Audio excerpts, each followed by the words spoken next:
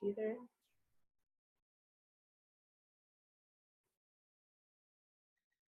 Okay, here we go.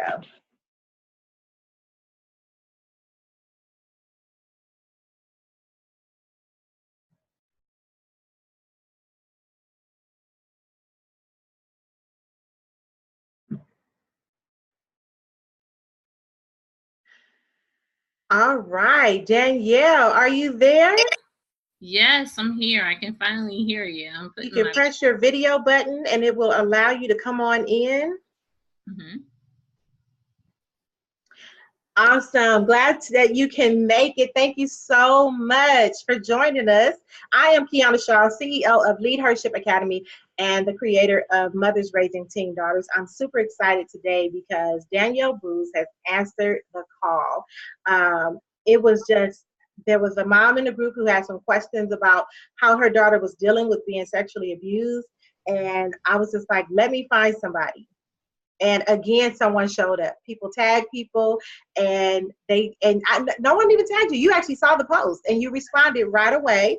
And that is just such a testament to how people are willing to help. How there's somebody out there waiting to be the answer to our prayers, right? And so you really need to be willing to just put it out there. Don't be afraid. Ask the questions.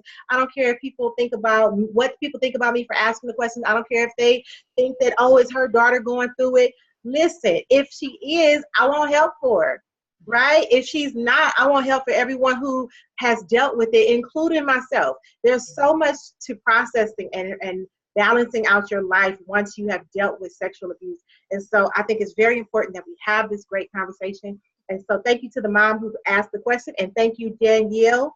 What do you want to be addressed as? Oh, you can call me Danielle. Awesome. Okay, so can you just give us a little bit of background and welcome to us, but give us a little bit of background on who you are. Okay. Well, I'm also a survivor of sexual assault. I was sexually assaulted when I was a teenager. And so I started my journey actually being assaulted. And from that experience, I spiraled into acting out sexually. And I had my own teenage daughter. I had my own daughter as a teenager. She's a teenager now. Okay. And so I was. So you needed this group. You didn't even know about this group, did you? Oh, no, not at all. So definitely. So my daughter's 16 now, but I was 16 when I became pregnant with her. Okay. And the relationship that came about was because of me being sexually assaulted and having all these wounds that we're going to talk about later. And along my journey of parenting her, I came into the field of mental health to first of all support my daughter, because my daughter's bipolar. And when she was 12, she started presenting symptoms.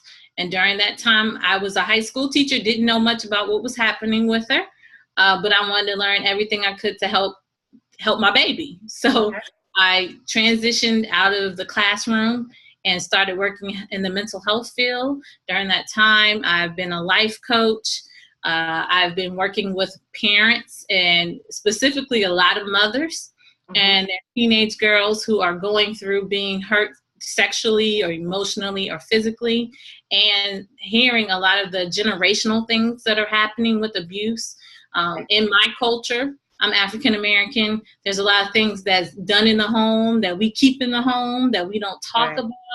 And which, by the way, is one of the things that I tell people: do not teach your kids that saying of what goes on in our house stays in our house is exactly how kids become victims. Most definitely, because there are individuals out here who groom kids. It's paused. Hold on. Okay, can you repeat that, because it froze and now we're back on. There are people who groom kids. You said there were people who groom kids, and go ahead and cut out. There are individuals who groom kids, so they're specifically looking for those kids who are not going to say what's happening to them for fear of what will happen, or who will be ashamed for what happened to them. So they're specifically looking for those kids who are not going to say anything because they know they can get away with hurting and harming them. So one of the things that I work with families a lot is allowing their young person to be comfortable sharing and having daughters feel comfortable having the hard conversations with their parents about what's happening and thoughts that they have around sex and their body, so that they don't feel ashamed to talk about when things are happening to them, and they can put words to what's happening to them so they can be helped. Absolutely. And I'm going to share a personal story. And my mother always said I overshare, but I'm going to share a personal story. My current boyfriend and I, we are celibate. We try to be celibate, right? And about a year ago, my daughter walks in and we are in the process of starting, right? This is about 6 months ago. And we're in the process of starting, like we're kissing. And in her mind, if we kiss, it's because we're married. So we don't kiss in front of her. So, you know, we're thinking she's asleep. It's New Year's Eve. Like we ready to go in. And she walks in, right? And it's like, okay, let's figure this out, right? And it wasn't until the next morning where she told us everything that she knew about what went on. And so then she proceeded to tell my mom, my stepdad, my aunts, my brothers. She tells everyone, and he goes, you have to stop her from telling that. Like, oh my God, this is embarrassing. And I said, no. I said, because if we don't want her to share it, then we have to live right. But it's not fair to hold her to a standard of honesty and then ask her to shut that down or lie or to hide.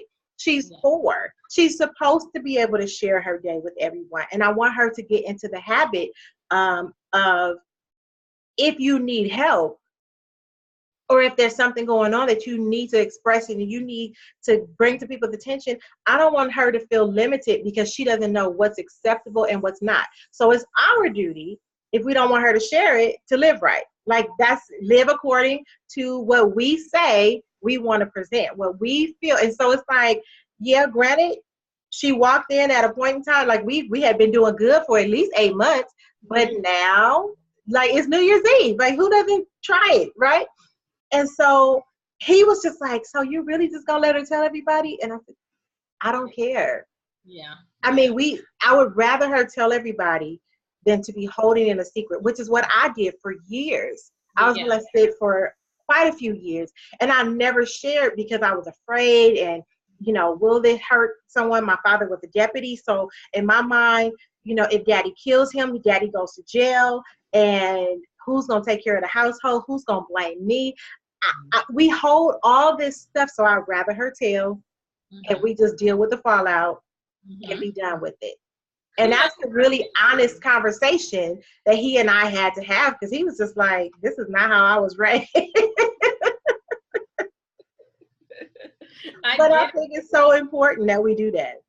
Definitely. And kudos to you for being that open and allowing your 4-year-old to share that, so she doesn't decide that kissing is wrong and she should be ashamed of it. Right. But she can say, yeah, I saw mommy doing this. And, well, she walked in, it was a little further than kissing, right? But the thing is that it happened, and we can't hide it. We should not hide it. Yeah. We should own up to it. Yeah, she definitely shouldn't be ashamed to talk about that kind of stuff with people. Absolutely. And I get it, because I come from a similar generation where, don't you go telling my business, and you keep that in-house.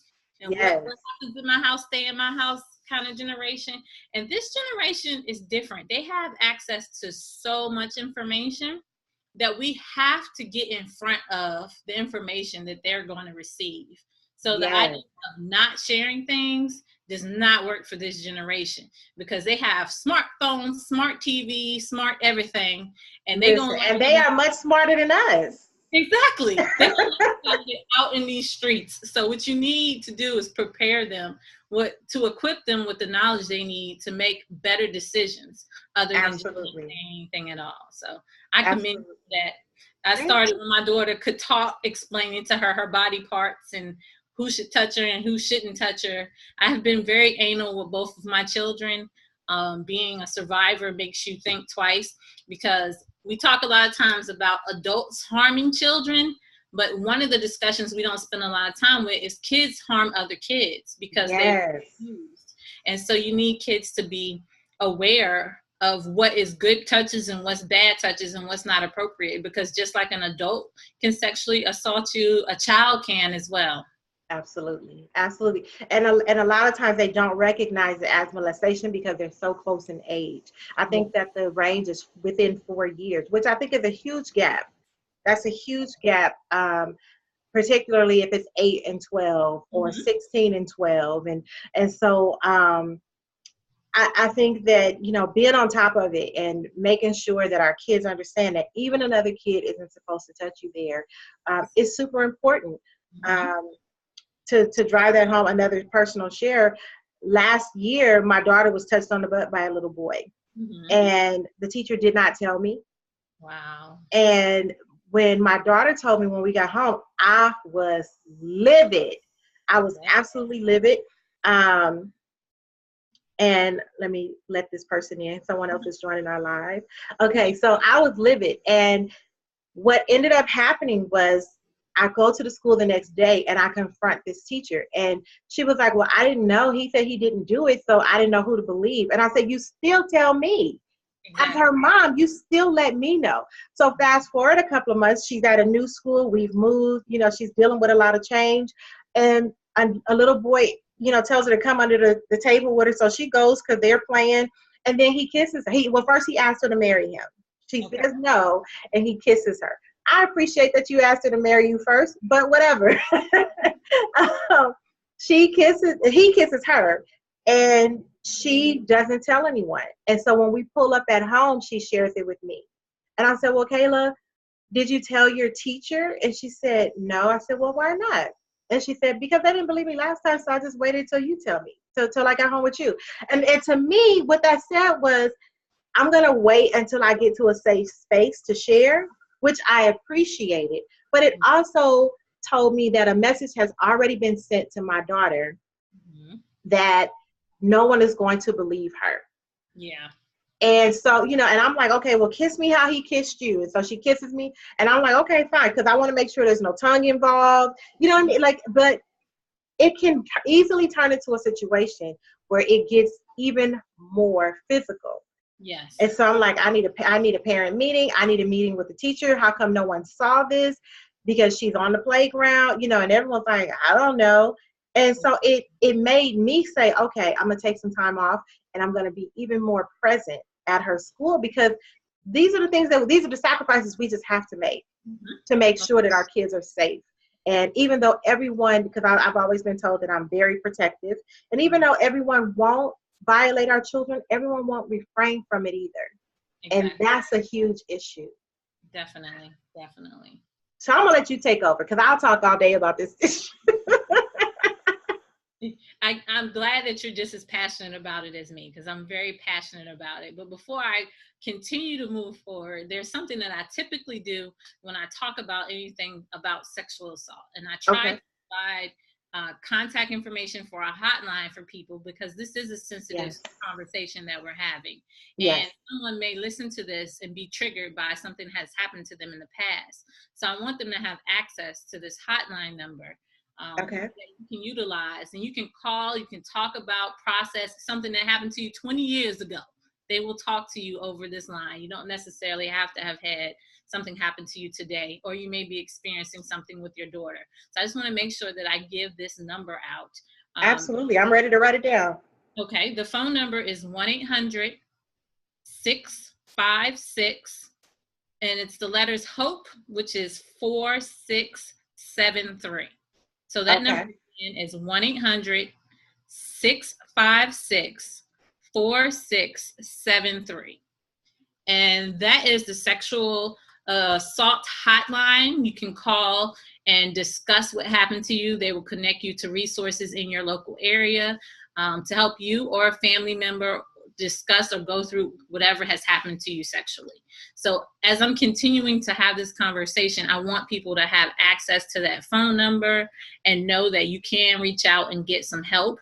If you don't feel comfortable calling that number when we finish talking, you can always reach out to me and I'll answer and walk through helping you find resources in your local community to help you process what has happened to you. Because that's most important to me, is that no one hears me and my story and is triggered by it and not have the resources to help them move forward. Absolutely. Thank you so much for that, because I think a lot of times we open up these conversations and then there's no aftercare. So thank you so much for that.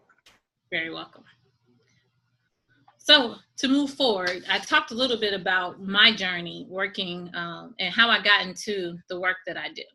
Now, I'll move into some of the family dynamics that I've been able to support along this journey. Okay. I've been able to work a lot with teen girls who have experienced sexual abuse. I've had a few teen girls who have gotten caught up in sex trafficking. And they were able to get out of sex trafficking. Unfortunately, the damage was already done. Right. Psyche, to their ability to have relationships with others. And some of them have developed some mental health issues based on the things that have happened to them in the past. But what's important for me to share today about that journey is how they got caught up in sex trafficking. So a lot of times as parents, we tend to think that, you know, the boogeyman is going to come get them and they'll be walking outside and somebody's going to grab them in this van and take them away.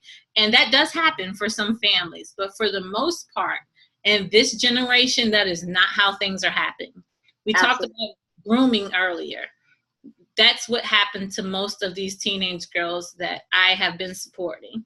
They had a girlfriend that they met, befriended, and the girlfriend helped to groom them to be placed into the life of sex trafficking. And it was innocent conversations. My mom don't listen to me. My mom don't spend time. My family don't understand. Well, I know somebody who understands. Yep. And he'll take good care of you, just like he takes good care of me. And they'll start off doing very nice things for the girls, taking them out, buying them things, treating them good. And as soon as they feel like, okay, I got them, that's when they have them out in the street, running trains, beating them, mistreating them. And I want to be clear, running trains is when two men have sex with you at the same time. So maybe it's oral and vaginal, oral and anal, vaginal and anal. But it's happening at the same time. Most definitely. And I've worked with two specific girls who, that was how they lost their virginity. Can you imagine that the first time is with someone who takes advantage of you in that way? Absolutely. And that will scar them. And they are continuing to receive care to work through some of the challenges that come from that. But I want us parents to understand that when your kids are on social media talking to people and you think it's a peer, it could be a peer, but it could be a peer that does not mean them well. Right. Or it could be an adult person pretending to be a peer. So absolutely, we can't continue to have this idea that my kid knows better. Thank you. Can you say that just one more time for the people in the bleachers? Can you say it again? We cannot continue to assume that my kid knows better. And we cannot assume that just because this is a good girl, she comes from a good family, you've met her father or you've met her mom. These could be her moms in the life, her dad in the life. And she's recruiting because she's trying to get out. Yes. You also have to understand that human trafficking victims, they can go and then they can come home at night too. They can go spend the night with their friends on the weekend and then they can come home on Sunday like nothing has ever happened. Under the fear that something will happen to you as their parent or to their younger siblings. Oh, I know what school, you already told me what school she go to. Like there's a fear there that keeps them there a lot of times. And a lot of times they got to bring 5 in so that they can get out. And your daughter may be one of the 5. Most definitely. Most definitely. So you got to be more open to, like, for instance, I told y'all I have a 16-year-old. From the moment she got a phone, she knew that I was going to be all in her business. I want to know who she's talking to. I was the parent who put apps on her phone to see who she was talking to and who she was texting and what kind of engagement she was having with other people. I was also the parent that was very leery of allowing her to go and spend the night at people's homes, because I just don't rock with that. Right. From my own personal experience, and because I work out in the field with individuals who've been hurt and harmed, I know how easy it is for a child to go to a sleepover with the intention that these parents mean well, and there is a cousin that's there molesting kids, or there is another child, because they're all in this room unsupervised, that's touching kids, all these different things that can take place. So I was that parent. My daughter tells me to this day, like, Ma, you are just so difficult. And I remind her, you know, I understand where you're coming from. You have peers who do not allow or have those same structures and rules as me. But because of my experiences, and I know what happens to girls, I'm going to do my best to keep you safe. I cannot guarantee you that I can be around you 100% of the time. But I can assure you that within my means, I'm going to do my very best to keep you safe.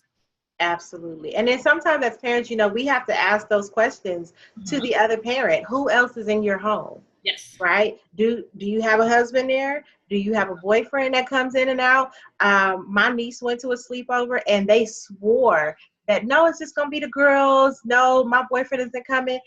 And right around 11:30, because yes, I was sitting outside. Right around 11:30, here comes this boyfriend pulling up. And you're thinking that I don't know. And as soon as he walked in the house, they closed the door, and I kindly knocked on the door. Send my baby out. Now, but the rest of these parents deal with, that's fine. Send my child out, because you said that this is what it was going to be. And now I don't trust you. Yeah. Bottom line. More parents have to be that active in their children's lives, and you have to also equip them with some skills to make some decisions for themselves. Yes. So like I mentioned earlier, I can't be around my daughter all the time. When I work with parents, I tell moms, I understand, but you can't be around them 24/7. You can't make all decisions for them. But what you can do is equip them with the ability to understand what's safe and what's not safe. So very early on, I talked to my daughter about grooming and what that means. And a lot of parents don't understand the benefit of telling this to your kid. But if they can find out or pick up some red flags regarding someone who may abuse them before the abuse happens, they're less likely to be abused. Yes. So those key things to consider is the person that's attention seeking. One of the big traits is if you're a fatherless child, if you don't have your daddy in your life, and I come from one of them households, my daddy wasn't present, I didn't feel the connection and the love from him, so I sought after that type of love in other individuals. Guess what? Groomers can pick that up from a female child real easy. They can tell when you got daddy issues and you ain't worked through that. So, and you know what? Because I'm going to share this with men as well, there is really a difference between a father and a father figure. Definitely. So we have to be mindful when we leave our children and don't have that relationship and don't connect, that is a backfiring thing. Even if they have strong men in their lives, they need their daddies. Most definitely. Most definitely. So, and if they're not present for whatever reason, that doesn't mean that your child is going to forever be broken, but that means you need to be having more conversations with them about what it looks like to have someone love you correctly, for someone to have a healthy relationship with you, and what's appropriate and the boundaries that should be in place so that they can address those needs and not seek someone else to address those needs for them. So it doesn't mean you're unbroken, but it just means there's some things you got to work through. And I could go in more detail with that, but because we have short time, I'm going to just leave it there. But you got to pay attention to that. Some other things for our young girls is, on top of seeking that attention, we want to please people and we don't want to hurt people's feelings, because that's how we are typically trained as young ladies to be nice and be pleasant and be kind. And sometimes that means that we allow people to disrespect our boundaries.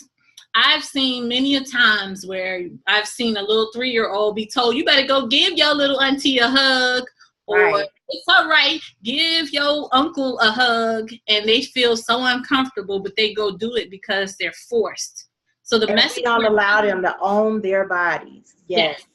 The message we're telling them is they don't own their bodies and they must please other people. So the person who's grooming them is loving it because they know that I can make you feel very uncomfortable and you're still going to follow through with my command because you want to please me and make me happy. So Absolutely. That's another big red flag that we have to pay attention to how we are teaching our girls and our boys, because boys are groomed too. I spent a lot of time working with daughters, but there have been some sons too have been sexually abused.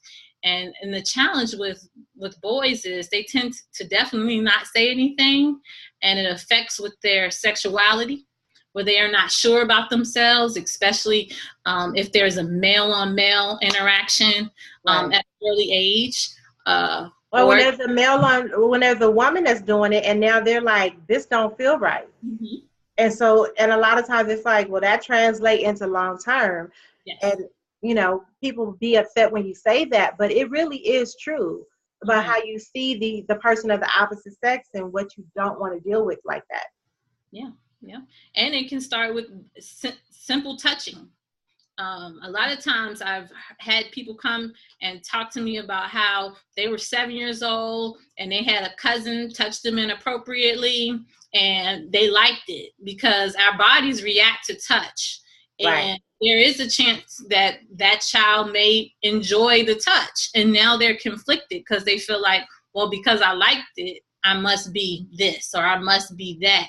And it continues to evolve throughout their life, trying to resolve what happened to them when they were 6 and 7, and no one should have been touching them in that manner. Exactly, because clitoris and penises are very sensitive during that time. And I just learned that recently. Like, you know, kids touch themselves, you know, and Dr. Don said it yesterday, little boys walk around touching themselves all the time, grabbing it, holding it, like they do.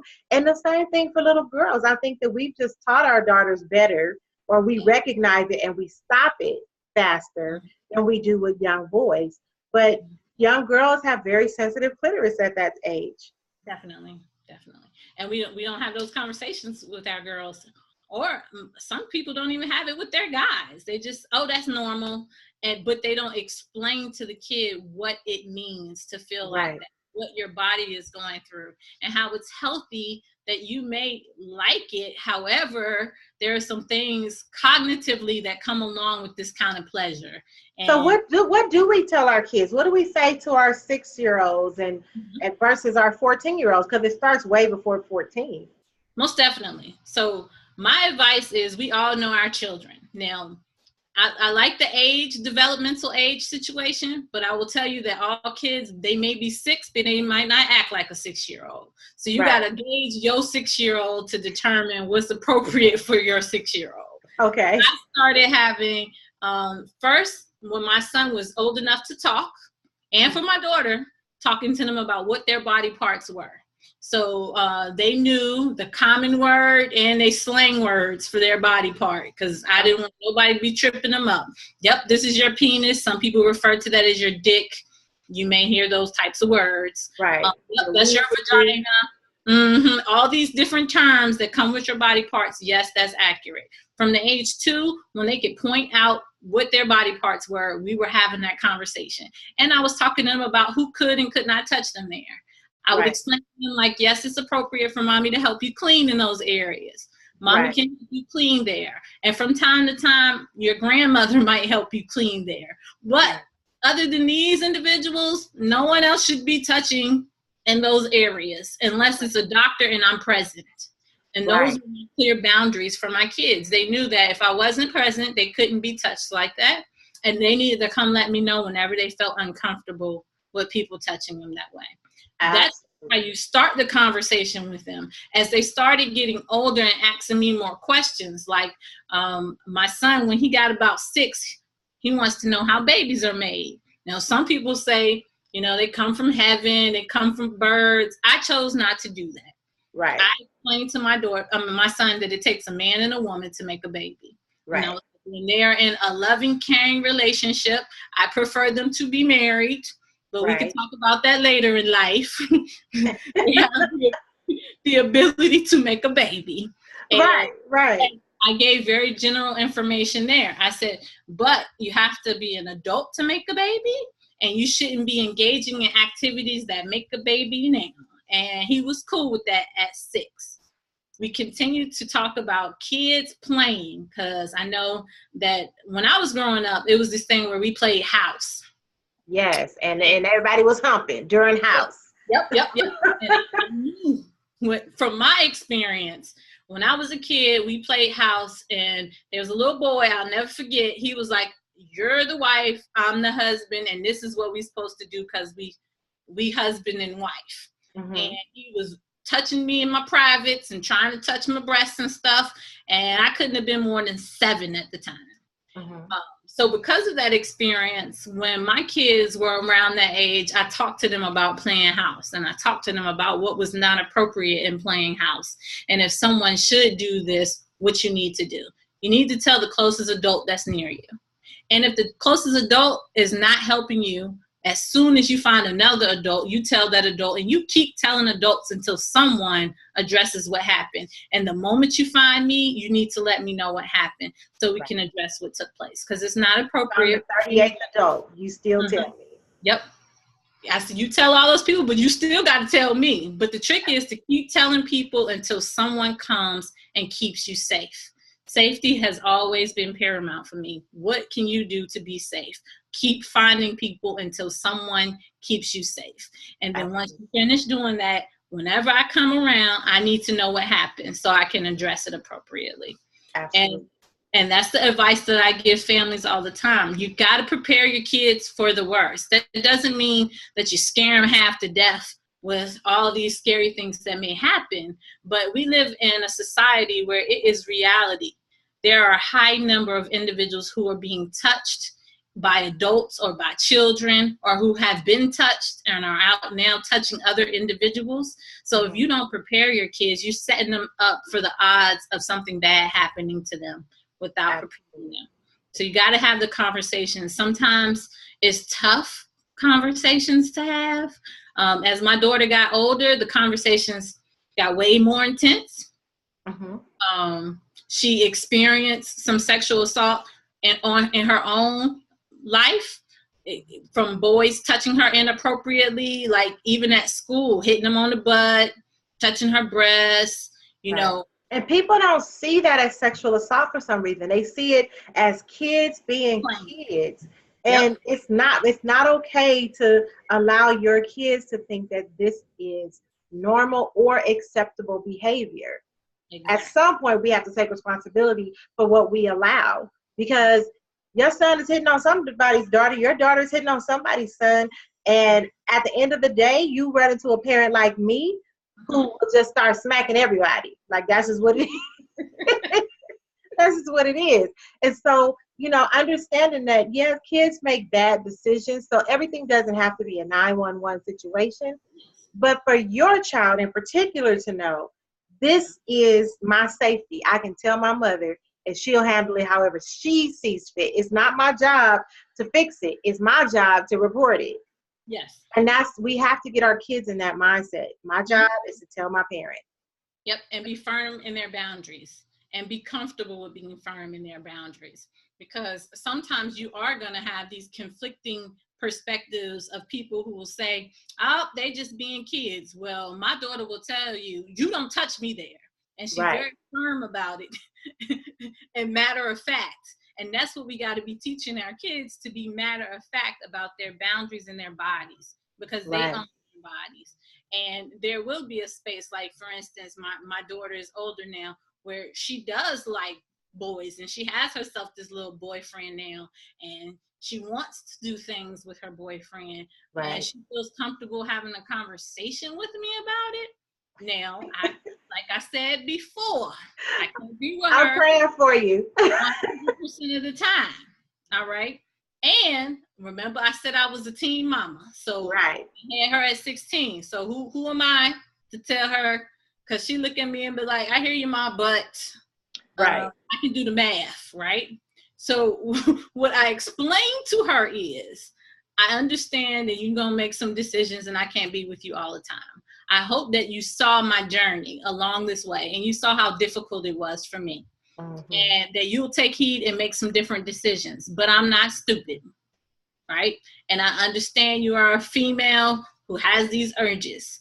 But there are things you can do in 2018 that I didn't feel comfortable doing. I didn't feel comfortable talking to my mom about sex. When I was sexually assaulted myself, I didn't want to tell my mama what happened to me. To this day, my mom does not know the details of what took place. She does not know the details because the person who assaulted me was someone that was her boyfriend at one time, and she trusted him not to do it. And I saw in her face the hurt that she endured for what happened to me and her not even really knowing what took place. So our dynamic started off with that being my introduction to sex and my body and what's appropriate and what's not. So my whole teenage journey, my mom wasn't the person I wanted to talk to about those things. Okay. She just wasn't it. I was like, she couldn't keep me safe. And I would never say that to her, but I felt it internally. I was like, she couldn't keep me safe. Why would I even talk to her kind of about it? Right. So I didn't have that connection with my mother. And I wanted my connection with my daughter to be very different, where she felt like she could at least come talk to me and I wouldn't be judging her. Right. And I would equip her with information. So when I was 16, I had heard about birth control, but I didn't have access to it. And I wasn't about to ask my mama for it. So it was just like, it's going to be what it be. You know? Right. When she got to that stage, I made sure she knew everything. We took her to the doctor. I am the person who goes and YouTube's videos and have her watch videos. I break out books, diagrams, handouts. I don't play. Like, I'm one of them parents. So she knew more about it than most of her peers. She could go back and recite what she learned to her peers because I was that parent. Right, because they learning it from somebody. It may as well be from the one who learned it from somebody who actually knew what they were talking about. Exactly. So she was able to clear up things when her peers would tell her things that were not true. And she would say, oh, no, you're wrong. You should still get pregnant like that, you know. Like she knew the facts that came along with things that her peers didn't know. And she was equipped with the information. So I'm proud of her in that aspect. I think she has made a lot of more better decisions than I did as a teenager because we had the ability to have that open dialogue. Right. And she's had the ability through me, but through my work, because she has encountered some of the families that I work with and seen some of the challenges that they have had. And I think that has helped benefit her in making some better decisions. She's not perfect, but she is equipped, and I feel comfortable with her. She has one more year. She's about to be a senior next year, and she's going off to college after, and I feel she's equipped to manage herself when she leaves me. So great job. That's a blessing to me, and that's what I try to tell other parents. Like, we cannot have the expectation that we're going to be with them 24/7 and that they're going to make all the right decisions. However, it is our responsibility to ensure that they are equipped to make the right decision. Then they get to choose. That's all God has asked us to do as parents, is to prepare them and equip them for life. And if you prepare and equip them, they get to make all the decisions because we got free will. Well, go on and preach then. Amen. Now, I want to read a Facebook post that was posted recently. Okay. It was posted yesterday. So it says, my whole life I've tried to prevent any sexual assault happening to my girls, and my youngest is 15. And my youngest is 15, and up until now I have. My daughter's best friend's dad rubbed on her twice. She just told me her best friend she and her best friend have been fighting, and she tells me it's because she told her, and her response was that she was just trying to ruin her family. So she told the best friend, and the best friend was like, my daddy ain't do it. You just trying to ruin us. The mom is mad at my daughter too. I had so much crap happen to me. I just feel stuck wanting to go over there and tell him what a piece of crap he is, or tell my daughter's dad, but I know that won't turn out good at all. I hate that the world has made us feel like we can't do anything. So my question is for you, because my advice was, report him first, then tell your daughter's father. That way he can have a reaction, but dude's already in police custody, so it doesn't compound what's going on. I was like, don't even waste time with the mom, because if this was the first they heard about it, there would be shock instead of cover up.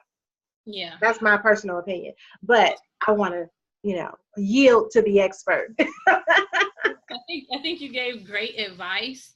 I would definitely follow up with the police, just because they need to get it in the radar, if nothing less. And there may have been other allegations in the past, or something that took place in the past. Right. So that can establish a pattern. Most definitely. So the police need to be made aware. I would like the parents to understand, though, because I think you mentioned she was 15, right? Yes. Okay. In most states, it's a challenge to get them to criminally charge them with assault in that manner. So if they're touching and it's like superficial over clothing, like they're very specific about what they will charge and what they will not charge. So be prepared that there may not be an official charge. However, they will still write a police report. They will still go out and investigate and ask questions, which will help that adult understand that, oh Lord, now the red light is on me, and people are at least understanding that I have inappropriate behavior. Also, it gives the opportunity, if he has done something in the past, for that to shed light. So it's definitely important to get the police involved, whether they file charges or not. You need to let them know.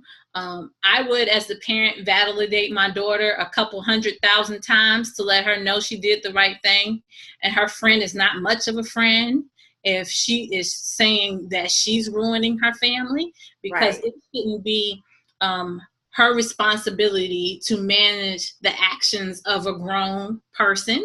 It was that grown person's responsibility to manage his actions, not the child's. So the parent, mom, is going to have to do her very best to help the 15-year-old understand that although things have changed, you may have lost a connection with this friend, you did the right thing, because you should not have been touched inappropriately, and the adult acted in a way that was not appropriate, and you are 100% correct. And your friend, if she was your friend, would not have said that to you. And if it was my daughter, I'd also say, I'm sure your friend is probably going through a whole lot, so we're going to pray for her, because it's probably tough for her to hear that. Or maybe she knows for sure that dad is doing it. So she might be going through her own pain, and those words may have been the very words said to her. Most definitely. And it's got to be tough, because if they were friends, really close friends now, she's torn between choosing her dad, who did something wrong, and her best friend, which is tough. But I wouldn't want my 15-year-old back around them no more. Oh, absolutely not. Yeah, that would be the end. They need to work through with some intense counseling and some corrective measures from police. Mm-hmm. Absolutely. So we have another one. It says, if I suspect someone of being a child molester, is there any way or number I can call to have them checked out? It's my neighbor, and I have pretty good reason to think he's involved in some pretty sick stuff. I just need to know for sure, because I'm very uneasy letting my kids go out of the house. How do I move forward from here? What would you suggest? Well, there is a sex offender list that you can look.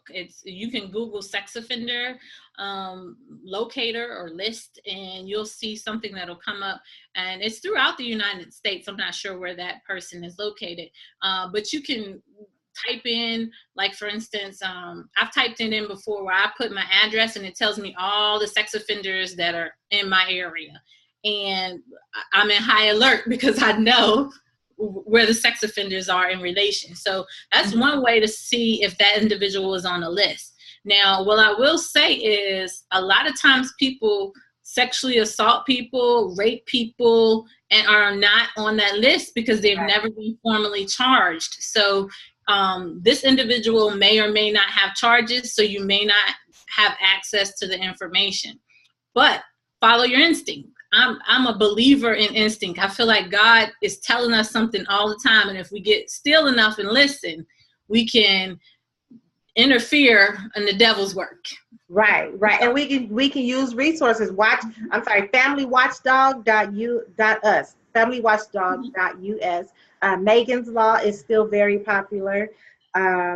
One lady actually responded and said, you can call the cops and ask for their advice. That's what I did when someone whom I suspected was a sex offender was charming my daughter. In fact, the mere fact that I called the police to ask what I could do was enough for the guy to disappear from my daughter by changing his phone number and removing his Facebook profile. That fact proved for me that I was right about this. I was right to suspect him. So you too should trust your intuition and take no risk. I was so proud that she did that. I was like, yes. And police will be as helpful sometimes as they can be. From time to time, they may not, but it's nice to still reach out to them. They're non-emergency numbers for all different areas. So you don't necessarily got to call 911, but you can call the non-emergency number. Right. Which is, I think, 211 in most areas. Am I correct? Okay. Yeah. And you can get information from them as to how to move forward in addressing any of those issues. But I wouldn't allow my kids to go out in areas where I felt, that could happen to them. I know, like I said, I have an 8-year-old and a 16-year-old. So my 16-year-old, she roams a little bit more free than my 8-year-old. But when she does, I have her do it in packs. Because if she's in groups, then she's less likely for someone to kind of grab her away. And the friends that she hangs with, I know they mamas, and I've spent time with them, because that's also another thing, to know the parents of the kids that your kids spending time with. You need to know those people, and not just know their name and their phone number, but know them, like know how they parent, know a little bit about their characteristics, what's important to them, because when your kid is going around them, they're picking up characteristics and learning different things from people around them. So paying attention to that social circle and their friends and their family is very important. I'll digress. You got to catch me, but no, it's okay. So we have a couple of moms in the group who have daughters who are already in college, and some of them have already experienced in their first year of college sexual assault. And we know that people dress that term up really cutely with the term date rape, right, or molestation. They use it all very cute to dress it up, but rape is rape. And so one lady in particular, her daughter experienced it and then ended up having like several issues, incidents, like even ended up doing a 72-hour psych hold because and I think it's important that we discuss the fallout from sexual abuse for our young girls at any age, but particularly since this is a group of mothers who are raising teen daughters. Can we talk about some of the things that we need to do once we find out that our daughters have been going through this, aside from going to our pastor and praying? I'm not against that, but your pastor is, if Dr. Don said yesterday, if your child broke their leg, you wouldn't take them to your pastor for prayer. You would take them to go see the doctor that heals that fixes that. And so I think that there's so many things that as parents we need to be equipped to do should it ever happen. And particularly for the parents who are already dealing with it, what can they do? What can we help them with? Well, I appreciate you bringing up that point, because it's definitely important to seek out some mental health support after you've been sexually assaulted. That was one thing that my mom did for me when I was a teenager. When it happened to me, that was paramount in my ability to, I still made a lot of bad decisions because I was broken, but I was able to heal myself a little bit faster because I had the ability to seek out a professional and process what took place. And that's what that college age young lady will need to do, or young man, because young men are being assaulted in college as well. And they need to have the ability to be able to put a voice to what happened to them and process what happened to them, so that they can reach healing. And if they don't have the ability to do that, it can fester on for many years of their life. Some people are sexually assaulted and they feel like they got to a space where they've resolved it. Mm-hmm. And other people, like myself, I feel like I will carry what happened to me for the rest of my life. But how I carry it is depicted on what I've been able to do to work through what happened to me. So as a parent, we want to make sure that we're equipping them with the ability to work through what happened, so they won't feel so broken, so hopeless, so helpless that they feel like life doesn't even matter anymore because this thing happened to me. It's not worth living anymore. And that's a process of going from victim to survivor to warrior. And that's not easy at all. It takes a lot of work. And when we say, okay, we're gonna pray it through, we're gonna, sit, we need to get someone who is experienced in dealing with that. And as much experience as I have from my own personal sexual assault, and then even dealing with young girls, I still say you still need to talk to a mental health care professional, someone who deals with this specifically, because there's a lot to it. It is. And the beauty about a mental health professional, so I speak, that's the title that I use, but my background is in clinical mental health counseling. But you can also use a clinical social worker. And some people don't feel comfortable with the mental health piece. They may say, I don't feel like I need a counselor or a social worker. There are also other people who have the skill set that may do it from an unlicensed perspective. And you have the ability, like life coaches tend to be a big thing for some of my teenagers. They don't want to feel like I'm going to see a counselor because I'm not crazy. And so being able to say I'm a life coach sometimes eases it for them. But the trick, you got to find somebody that is qualified and skilled to help you work through what happened. So whatever you title that. Can we just stop right there real quick? Because life coaches are there to help you move forward. That mental health professional is there to help you deal with that past trauma. And so if you don't deal with the past trauma, the life coach is completely out of bounds. Most definitely. If they don't help you get to the past trauma first, and they need to send you to someone. If you're not a life coach, I'm a life coach. I am not a mental health professional, though. Yes, I deal with a lot. Yes, I know a lot, but I am not a mental health professional. And so I always refer people back to someone. And so, thanks for joining. Get ready for new clients, right? I appreciate that, because a lot of times it's a struggle to get people to see the benefit of a mental health. And that was why I went on that life coach journey, to understand it, to be certified in it, because sometimes that's the leeway to get them to get the mental health support they need. And I don't particularly care how you assign it or however you want to quote it. If you want it to be a counselor, a social worker, or whatever, the trick is I need you to go to someone, build a relationship enough for them to see that you have a need that's unmet, and address that unmet need with someone who's qualified. I've had the pleasure of connecting with individuals who wear both hats. So I know a lot of clinicians who are now doing life coaching work as well as mental health support, and depending on the client's needs and expectations will depend on the title, the service.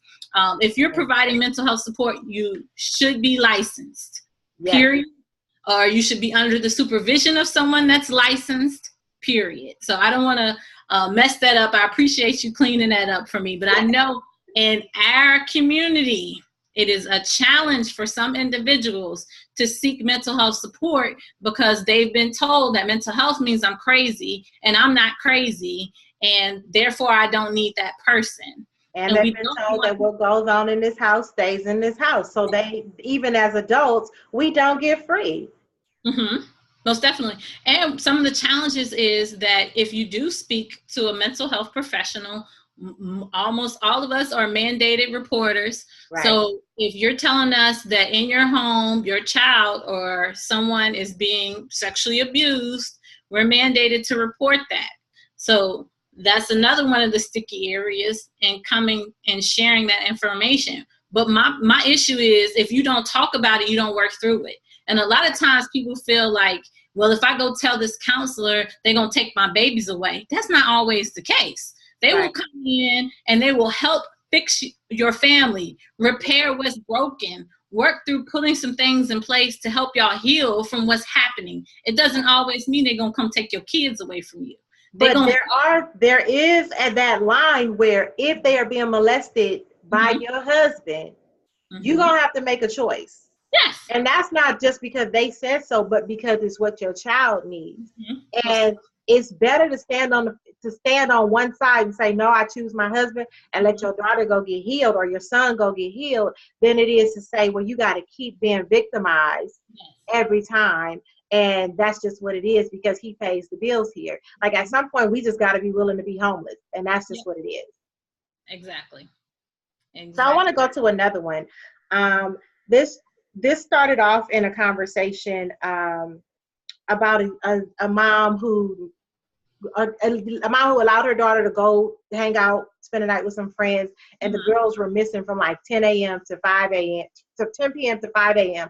and the mother never called her. And so a lot of the women were commenting, and one comment in particular that stood out to me was a lady who said, my daughter snuck out in the middle of the night on several occasions to meet up with boys she didn't know, and she got raped. She didn't bother calling me and just walked home because she thought I'd be mad.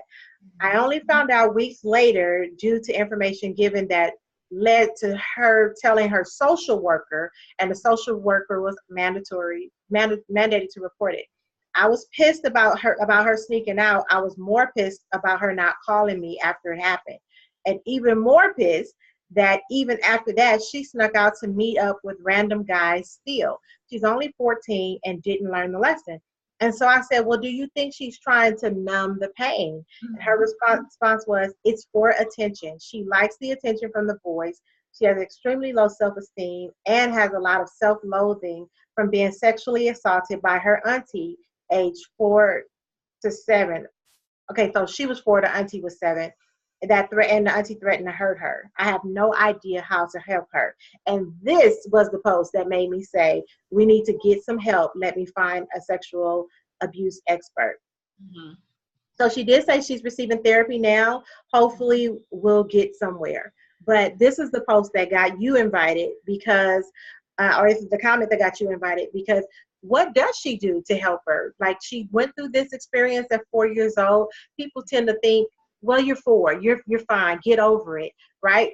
Me personally, I haven't had any night terrors in the last year, but I have had night terrors all my life. So for me, it didn't happen when I was 5 and 6. It happened whatever night that night terror was, because it's very real for me, and I can feel it, and I can feel the breathing and the touching. Like, I wake up like completely swinging, like I'm fighting for my life at a time where I could not fight back then, right? And so how do we help our daughters who are going through this and are acting out? Like, what does this mom do?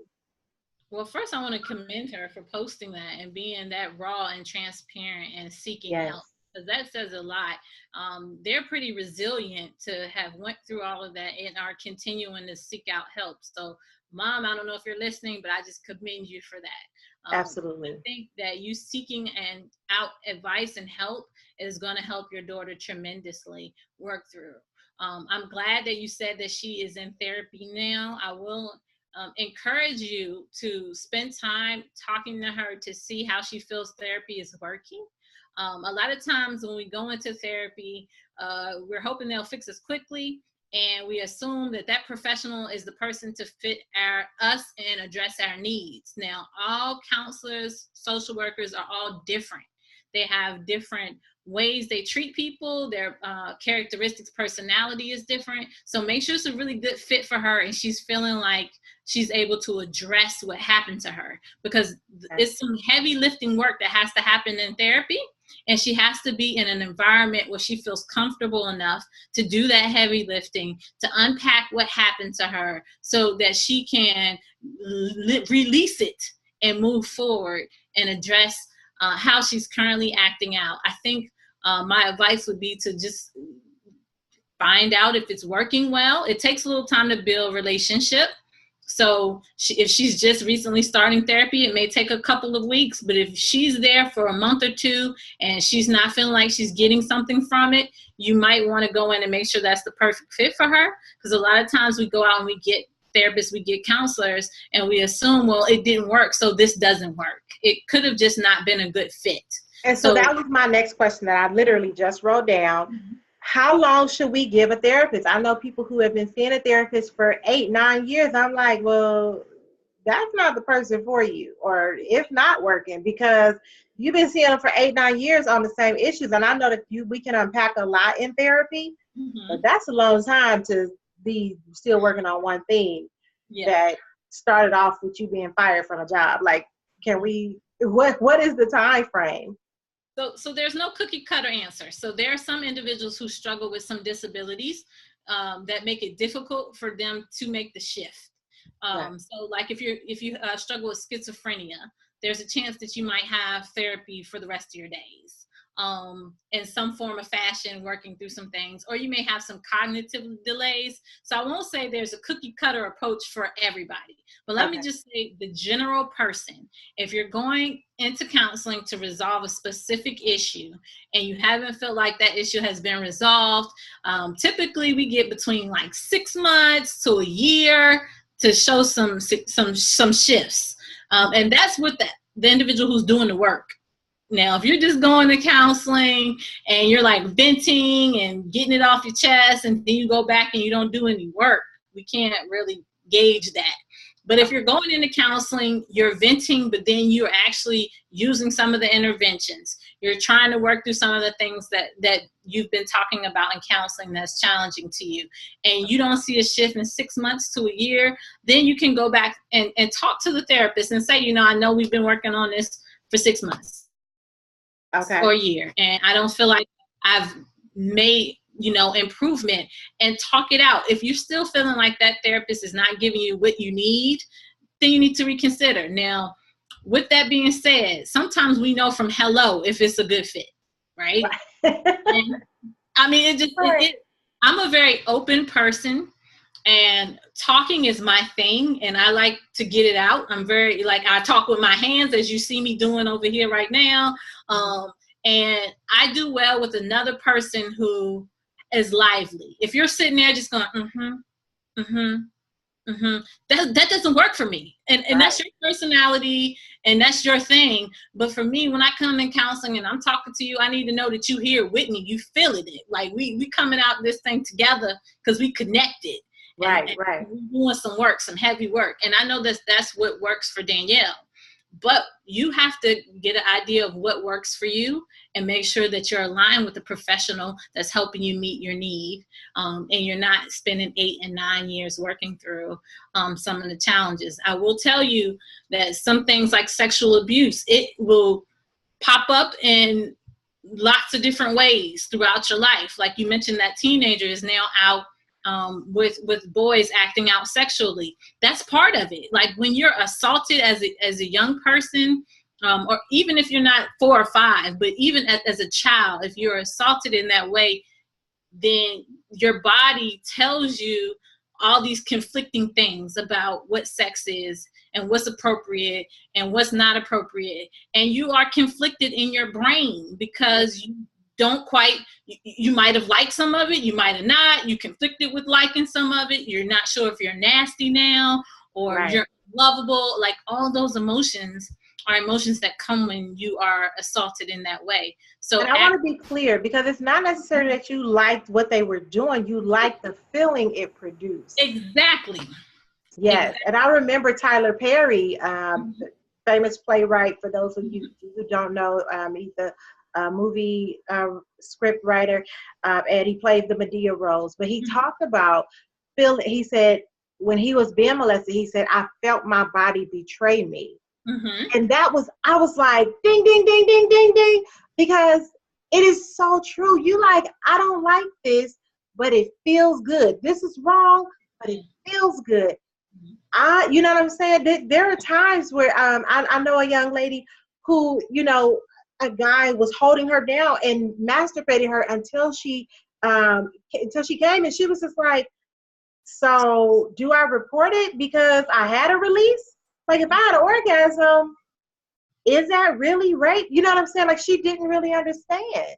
Yeah. And that's a huge thing to be dealing with and be trying to figure out. Yeah. It really is. It is. And the challenge is young people aren't equipped to process what just took place to them. And some older people aren't equipped to really manage what took place. So the idea is for that parent to continue to love on her no matter what she does. This is something I tell my daughter all the time. There is nothing on this earth that you can do to make me not love you.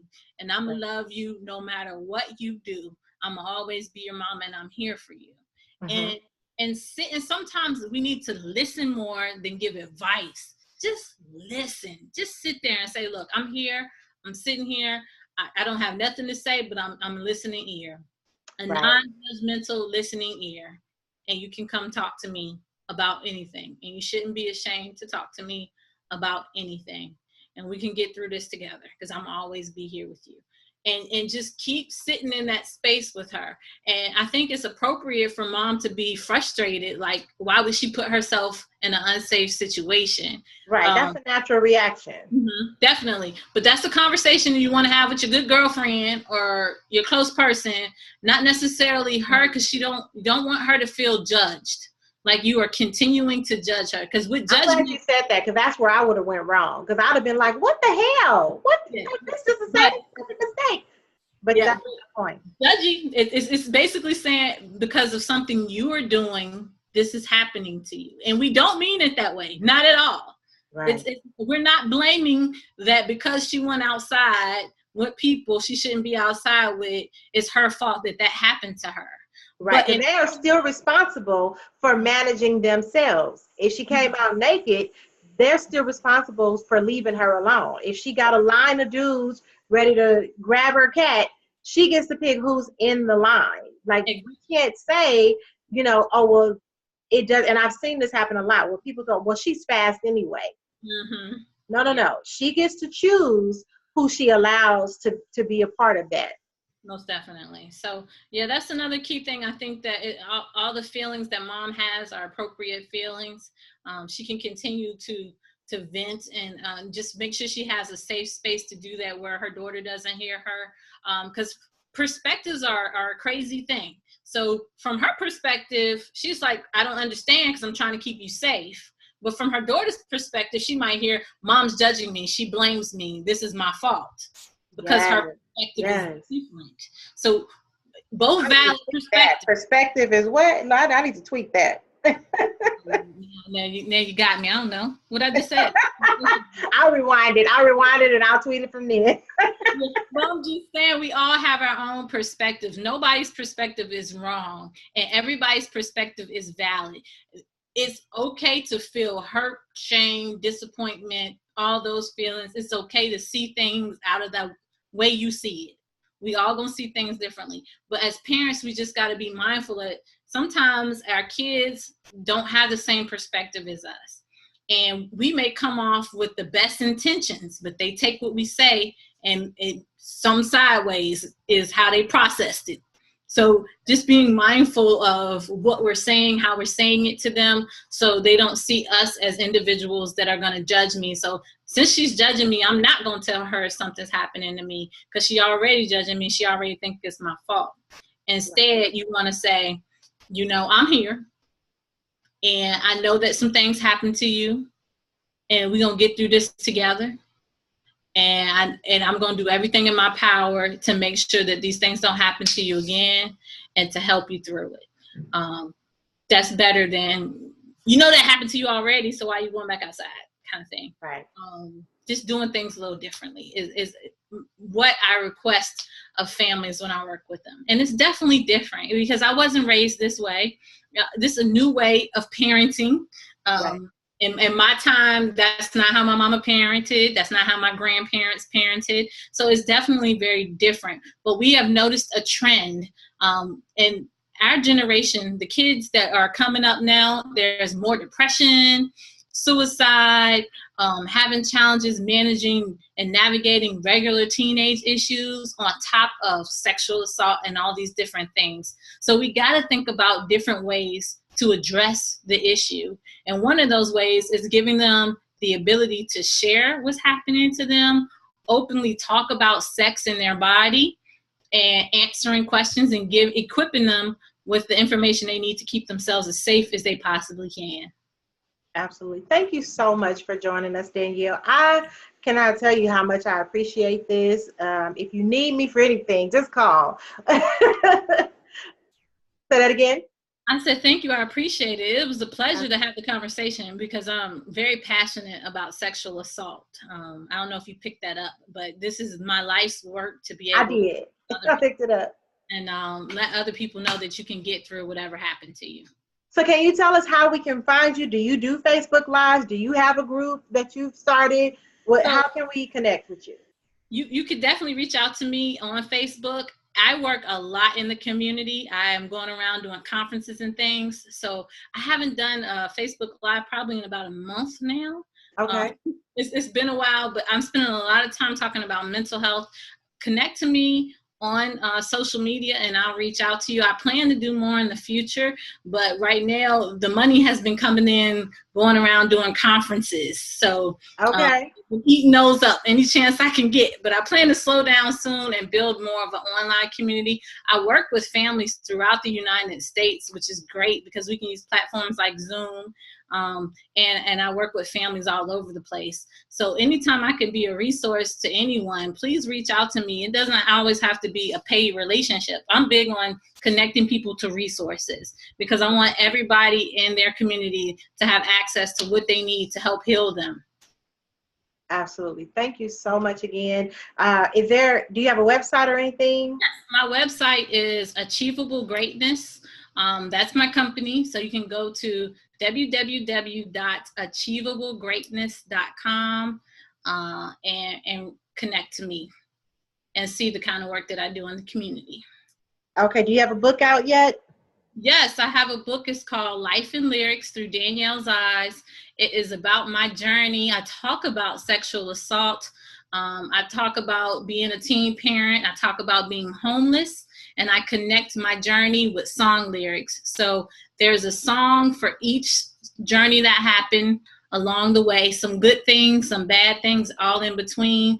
The objective of my book is to encourage everybody to write a soundtrack for their own life. So Life in Lyrics Through Danielle's Eyes. And I also have a workbook called Mom and Me, Building Stronger Relationships. That's specifically for teen girls and their mothers. Talking about some of these issues, but also boundaries and open communication between mom and youth. So you can find that as well on my website. Those are my 2 books right now. I'm working on a 3rd one. Okay, perfect. Thank you so much. My 4-year-old did so good. She let us do the whole thing, and she just came out of her room. I'm like, okay, come here. That's Miss Danielle. Hi. Thank you. All right, so thank you again so much. She's looking at herself now, like waving at us. Thank you again so much. And I'll connect with you. Please stay in our group. Use the resources that we have and provide some. Whenever you see an opportunity, you are welcome to comment and just let us know where we can get help from, because that's important. That's the whole purpose of the group, is to make sure that everyone has resources and that we can support each other as moms as we're raising our teen daughters. So thank you so much. No, thank you. It was a pleasure. Have a great day. Bye-bye.